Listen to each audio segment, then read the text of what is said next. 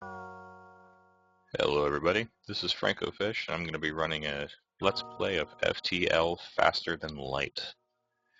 FTL is a pretty recent roguelike-ish space combat exploration, get set on fire and killed by alien space spiders while being boarded by giant space mantises simulator. It's hard. It's a very hard game. It's very randomized, very unforgiving. And death is permanent. Your ship gets blown up, that's it. New game. Deletes your save. That's why it's kind of a roguelike-ish game. This Let's Play is going to be in shorter episodes, about 20 minutes or so, because it's not a very long game. My goal here is to actually beat the game, which could take me several attempts and several lives. So I'm going to keep on going until I get it. Once that happens, and then we'll go ahead and we'll call it a day. So let's go ahead and get started here. Alright, this is not a blind run. As you can see, I do have all the different ships unlocked. Each ship has a variant, a Type A and a Type B. I don't have all the variants unlocked, but it doesn't matter because I'm just going to be using the default ship anyway. The Kestrel. Look at it. Look how beautiful. Alright, well, essentially the way this game works is that you have a ship crewed by any number of different alien races and humans and anything else, robots and half energy beings and anything.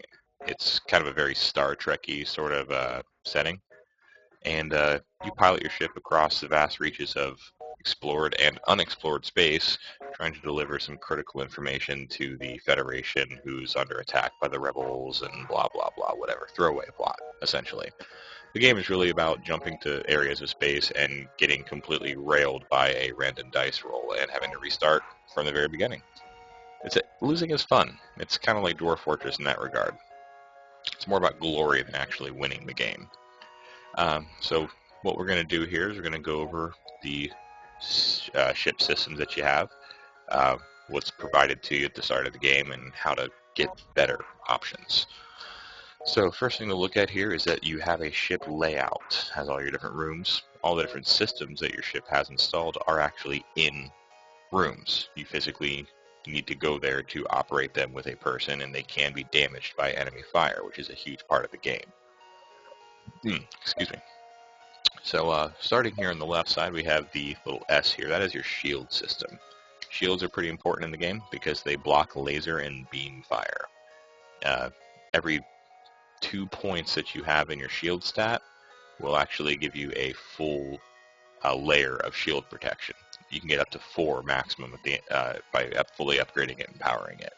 Every layer of shields absorbs 1 hit, essentially. So, excuse me again, having multiple layers of shields makes it much harder for beams to get past your shield system and actually damage your hull. An important thing to note is that missile weapons ignore shields. They pierce them completely, they shoot straight through and hit your hull, assuming you don't dodge. So that actually can kind of lead to some dynamic strategies where you use shield-piercing missiles to blow out systems, and maybe even their shield system, to open up to laser and beam fire to take out other parts of the ship. Second stat you see here is your engines. Your engines are twofold importance. The first, and probably the least important, I would say, out of the two, is your FTL drive recharge rate. When you get into a system, you cannot immediately warp out of it. It actually requires you to wait for it to power up. The higher your engine strength is, the faster that will happen, which can be kind of important if you get yourself into a situation that you can't get a victory out of. You're just overwhelmed, you're outgunned, you're next to a burning sun that's sending solar flares, or any other situation like that, and you need to get out. The faster your drive charges up, the faster you can do that. The second, and I think more important function of it, is your dodge chance. There is no accuracy stats in this game. Every weapon you fire has a 100% chance to hit, minus the target's dodge rating. Engines of higher quality will increase the dodge rating that you have. If you look here on the right side of the screen, the dodge rating of the Kestrel with the engines it currently has is a 10. It's 10%. It's So you only have a 10% chance to dodge anything that comes flying at you. Lasers, missiles, beams, whatever. Excuse me. Upgrading that increases your dodge chance and increases your faster than light drive recharge rate, so pretty important on both counts. Next here you have your oxygen systems, basically your life support. If it's on, your ship has oxygen. If it gets knocked out or depowered, then your ship starts to lose air until it gets to the point where your crew cannot breathe and they begin to suffocate. You don't want that to happen. The higher that your oxygen system is, the faster it will refill lost air if something happens like a hull breach or you need to vent air out of the ship to kill a fire or anything like that.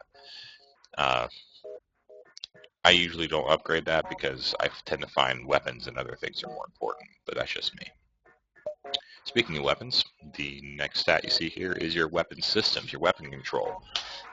More points in this equals the ability to power and operate more weapon systems. Each weapon that you can equip requires a certain amount of power. Even if you have the reactor strength to power a weapon, if you don't have enough weapon control points, your system's computer can't actually handle like the targeting and fire control for those weapons, and you can't use them. You may have to juggle them around to be able to use all your different weapons, which is pretty inefficient. Upgrade this stat, you can use more weapons. Next is your medbay. Any crew that are in your medbay are constantly healed. Upgrading it heals them faster. Not really much more to that. Piloting. It's the helm, it's the bridge of the ship.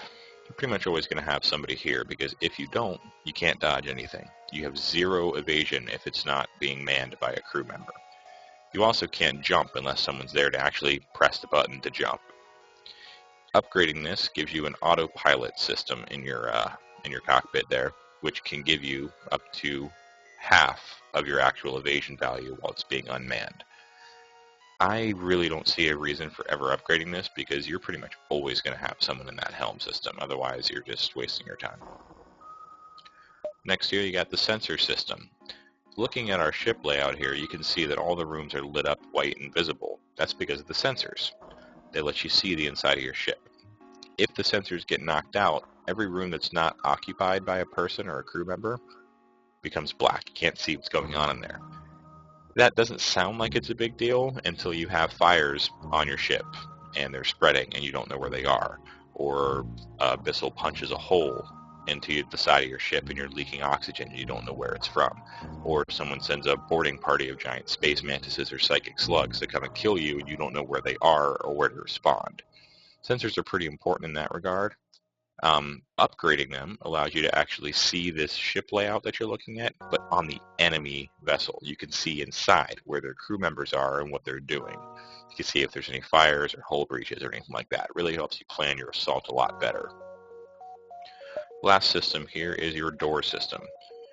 All the doors are manually opened by crew members as they walk through them, and they close them behind them. They're very polite like that. You can remotely operate doors by clicking on them individually to open or close them, or just hitting a open all or shut all button. If the door system is knocked out, you do not have the option to remotely open or close doors anymore, which can be very bad if there's a hull breach and a door is open and it's just sucking oxygen out, or a fire's spreading, or any other problem like that.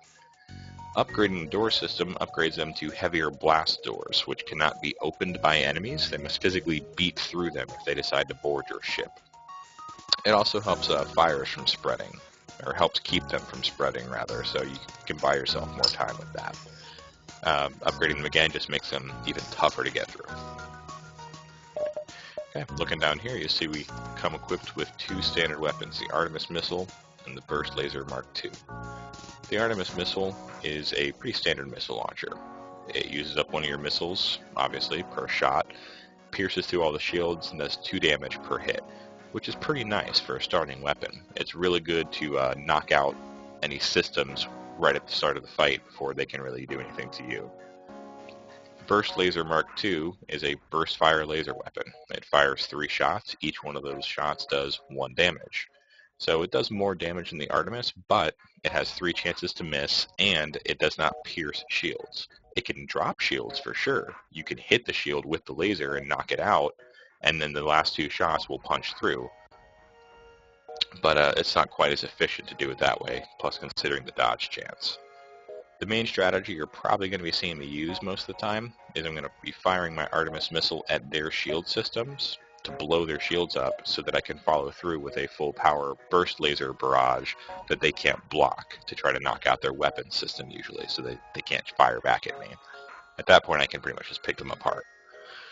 Sounds pretty simple, but it doesn't always work out that way, as you'll undoubtedly see here in just a few minutes.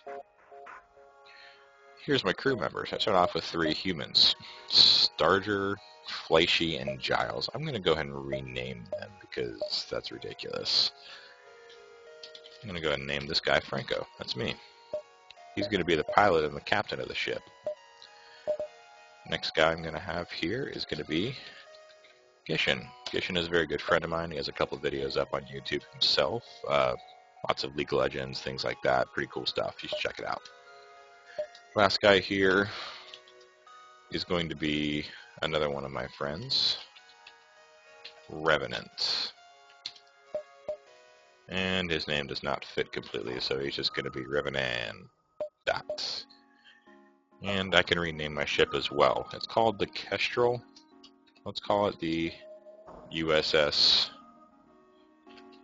I Will Win This. I probably just cursed myself to a horrible death very early, but I guess we'll see. We're just about ready to start. Before we do, I'm going to switch to easy mode. You know what? No, I'm going to keep it on normal because we're going to do this the right way. Easy mode just makes easier enemies and also gives you more scrap, which is the currency of the game. You'll see that in a minute. And off we go.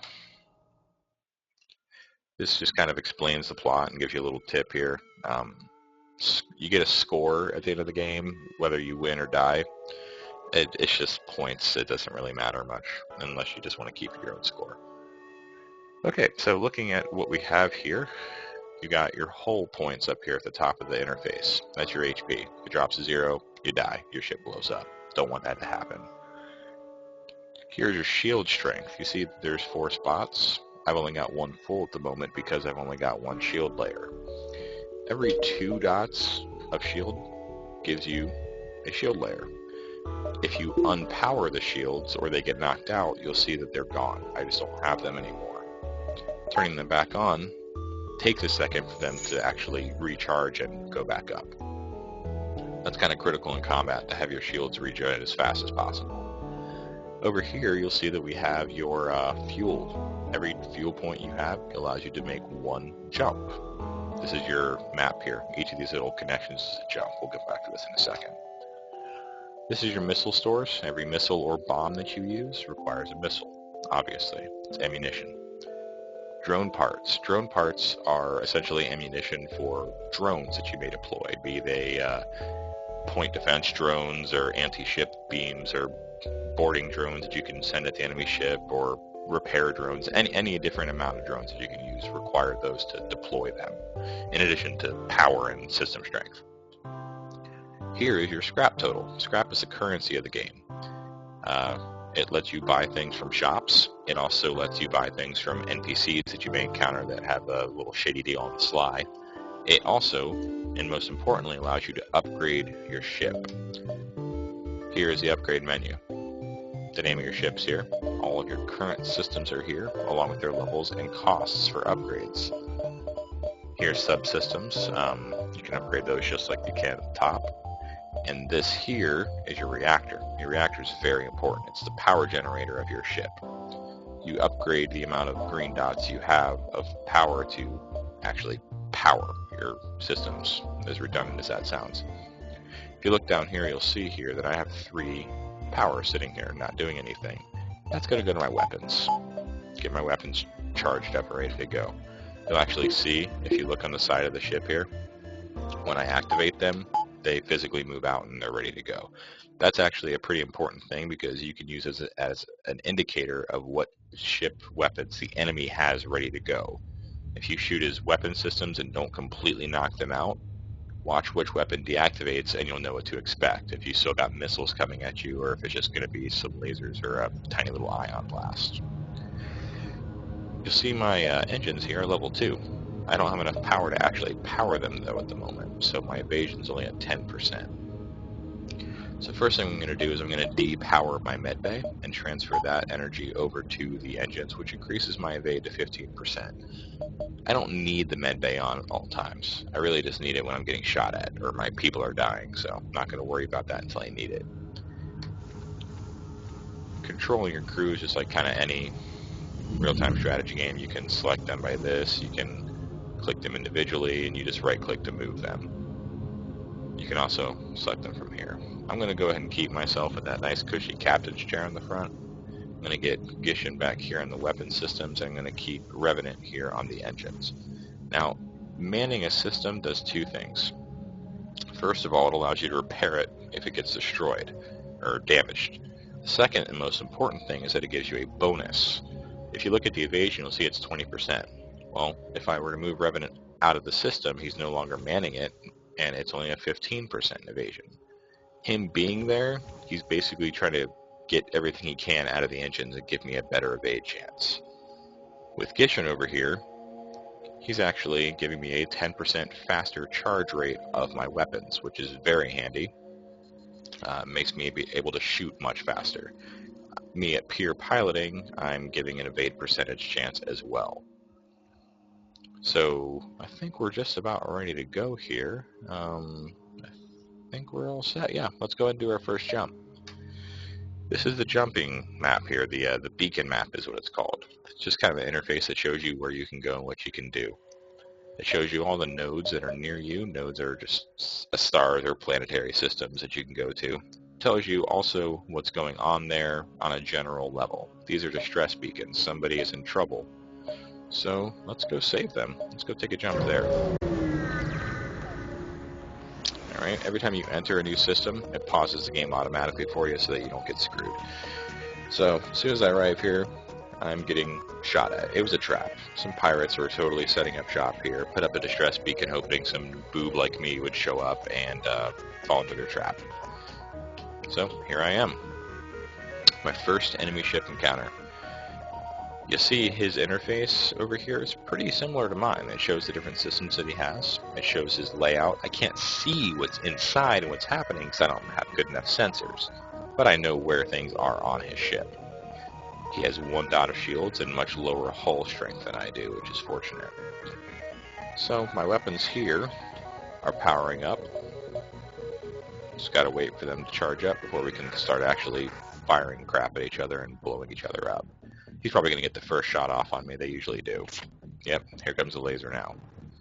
Artemis missile's ready to fire, so I can click it, and it gives me a little targeting cursor. It's armed. Now I can choose where I want to aim it. I'm going to fire this Artemis missile directly at his shields. Now you'll see that it hit his shields and it did damage to them. Yellow means that it's been damaged. It hasn't been destroyed, but it has been damaged pretty severely. As you can see, he no longer has a shield up. He fired at me and knocked my shields out and attacked me with a beam weapon, which damaged my weapon systems. Now, if you look down here, you'll see my burst laser is no longer powered, because every time that you get a system damaged, it reduces the actual level of that system. I no longer have enough weapon control to power all of my weapons, regardless of the actual energy that I may have stored in my reactors. So Gishin's going to keep repairing this real quick. Once that's repaired, I'll be able to recharge my burst laser. My Artemis missile will be ready before then, so I'm just going to go ahead and fire one of those at his weapon systems and try to knock those out. Okay, what just happened over here, I don't know if you caught it, his shield system is now red. When I hit him with that missile, it must have set a fire in that room, which is burning and did more damage to the system. That's fortunate for me. He hit me, knocked out my shields with his laser. I hit his weapon systems, deactivated both of them. He immediately attempted to surrender. Now, destroying ships in this game gives you scrap or fuel or missiles. Sometimes, very rarely, you'll get things like weapons or augmentations. Sometimes enemy ships will surrender to you. Surrendering usually gives you more of a fuel, missiles, drone parts, or equipment, but much less scrap. So you have to kind of gauge whether or not you want the scrap or you want the equipment. He's offering me a lot of missiles and a lot of fuel and very little scrap. I'll take the offer though, because I want to keep my missiles up. I'm going to use a lot of them. So now we're no longer shooting at each other. Weapons are repaired. Get my burst laser powered back up. And we're not really that much worse for the wear. I took 1 damage, and I came out much higher, much farther ahead with missiles and fuel. So that's my introduction to FTL. We're going to go ahead and call an end to this episode here. It's a good stopping point after beating that ship. Take a look at my jump drive. Next episode, I'm going to be heading what looks like to be the center of this little galaxy here. We're going to see what terrible, terrible fate lies in store for us. So, thanks for watching, and I will see you guys next time.